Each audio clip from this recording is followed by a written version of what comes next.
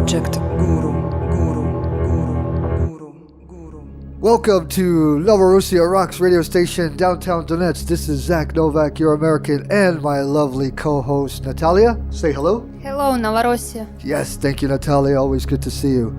Yesterday, before we start the news, yesterday I went out on the field with my battalion, which is Ekaterina Gubareva's battalion, but I'm proud to be a part of this organization. Together with Russia Television 24 and Novorussia Today, we brought in emergency aid supplies to the outskirts of Donetsk. Harsisk and Nizhnya Krinka, families who lost husbands, fathers, families affected by the bombing of the Nazi Kiev regime, families displaced, and some with very little income or no income at all due to the destruction, the bombing by Nazi Kiev. We brought lots of toys, sweets, cookies, medicine, household products, food, bathroom essentials, lots of school supplies. The children were so happy to see us, especially when they got all the toys and candy. So adorable they were, so adorable. They even started sharing the candy with us. Please, if you want to see this post, if you want to see the adorable photos of these beautiful children, go to Novorussia Today. All right, the website is Novorussia Today, and you can see these amazing photos of these beautiful kids, innocent, who are being bombed every day by Nazi Kiev and sponsored by the Obama Nazi regime. Please stop by Novorussia Today website. Thank you. Official statement. Gorlovka City, DPR, has been recognized as the hottest spot along the line of contact in the Donbas region. According to City Hall, municipality here, Donetsk, 164 civilians were killed there between January and July in the artillery bombardments by the Nazi Ukrainian armed forces.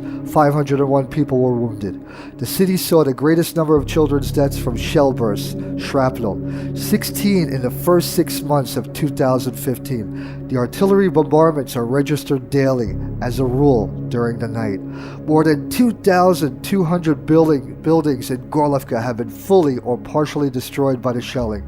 In Gorlovka, 1,978 homes in the private sector have been destroyed, and about 198 multi-storied buildings, 80 schools, are you listening? 80 schools and hospitals, 11 cultural centers, recreation centers have been destroyed, damaged. At this point, we are not talking about the enterprises. These are businesses that have been damaged, as we do not have the access to them due to the different forms of ownership. Because of the magnitude of destruction, the restoration of the city depends on the regular supplies of construction materials. Now, there is information received about a plan of forthcoming actions by the Nazi Ukrainian army from a source in the Ukrainian General Staff, and no matter how strange this may seem, there are still true officers there who do not want to fight against their own people. This according to our defense minister, Edward Basarin. According to Basarin, the Nazi Ukrainian military will launch an offensive in the Mariupol and the Beltsevo directions after the artillery shelling of DPR's positions. This, my friends, is horror. With all the devastation, homes, civilians, total destruction, Nazi Kiev planning to attack again. Last night, about 6:30, 2 people injured in shellings by Nazi Ukraine forces. Please forgive me, I will try to pronounce these districts here in Donetsk. District of Severny, Kobayevsky District and Staromakielovka District were shelled by Nazi Ukrainian forces. 2 people were badly injured. Again, this was last night at 6:30 p.m. The injured were taken to the hospital. No information on them as of now. Kiev plans offensive to encircle Donetsk. I need to repeat this.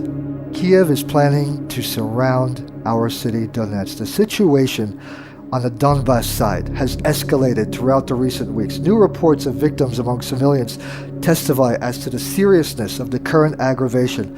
The spokesman for the Defense Ministry of the self-proclaimed Donetsk Republic said on Thursday that the militia have information that the Nazi Ukrainian armed forces are preparing an offensive in the Donetsk region in DPR. War crimes, atrocities, Geneva Convention. Pay attention to this. Red Cross fails to examine Donetsk People's Republic soldiers tortured in captivity. Militia prisoners were released with obvious signs of torture. The International Committee of the Red Cross, ICRC, has examined none of the militia fighters from the self-proclaimed Donetsk People's Republic who were delivered by the Nazi Ukrainian military for their prisoner exchange with obvious signs of torture. This, according to DPR human rights spokesperson Daria Morozova. During the largest prisoner swap on December 25, 2014, when our prisoners were exchanged in terrible condition with signs of abuse and violence, ICRC representatives were not even present there, even though this is within the scope of their competence. At that time, 200 people were released from captivity, and none of them were examined by the Red Cross. According to Morozova, to date, about 600 people who are recently in Nazi Ukrainian custody have not been examined by the Red Cross. We have video footage and written interviews of these 200 people who were held captive, so please take and examine them, she says. But all this remains not even at the stage of negotiations with the IRC. The republics of Donetsk and Lugansk have handed over to Nazi Kiev 317 prisoners of war during the armed conflict as part of the official prisoner exchange, and the Nazi Ukrainian side has released 287 of ours. The all-for-all prisoner swap is a key provision of the package of measures for the implementation of the Minsk Agreement signed on February 12th in Minsk.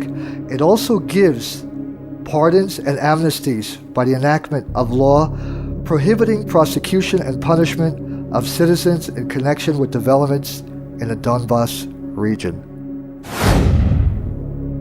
Okay, it's time for our special segment, but I just want to add one thing for our brothers out there, brothers and sisters of North Korea.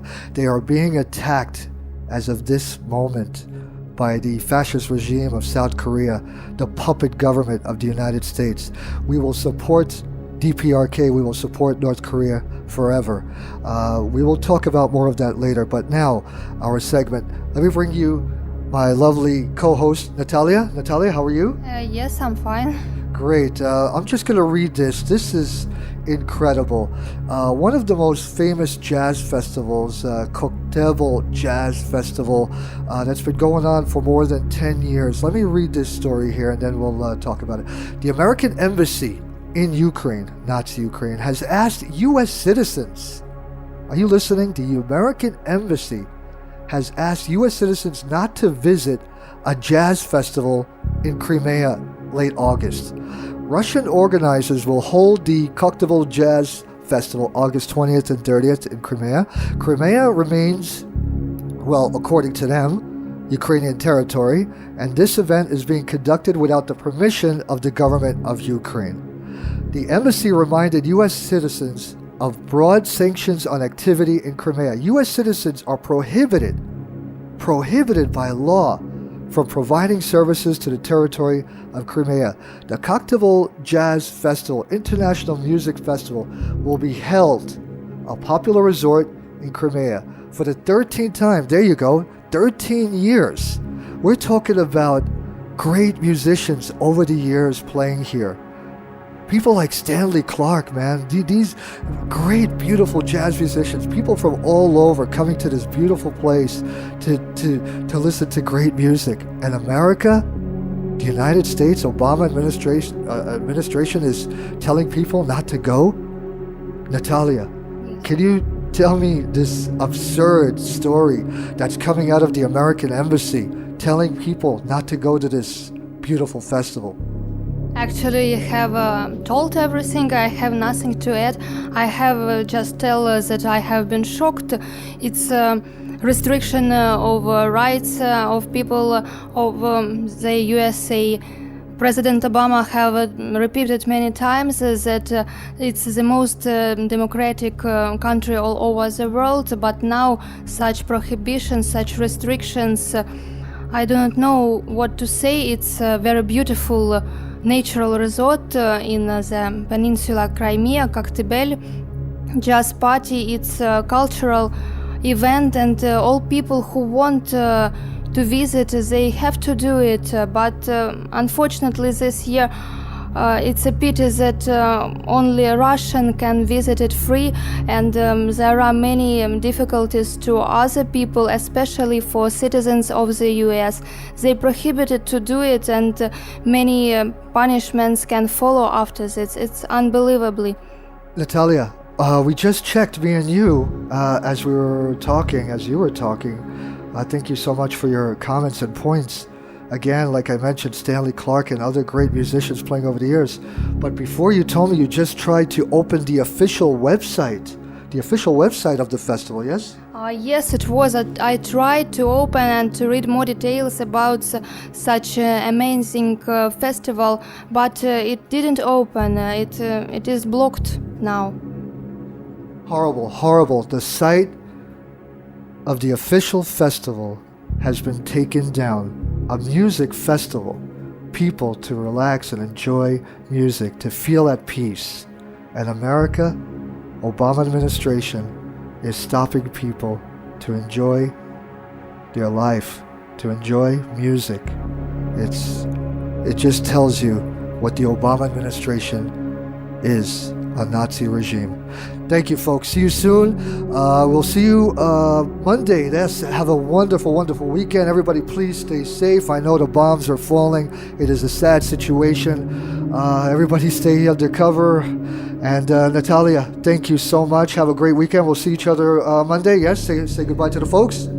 Thank you. Have nice weekends. Goodbye. Okay, brothers and sisters. Bye-bye for now. Bye-bye.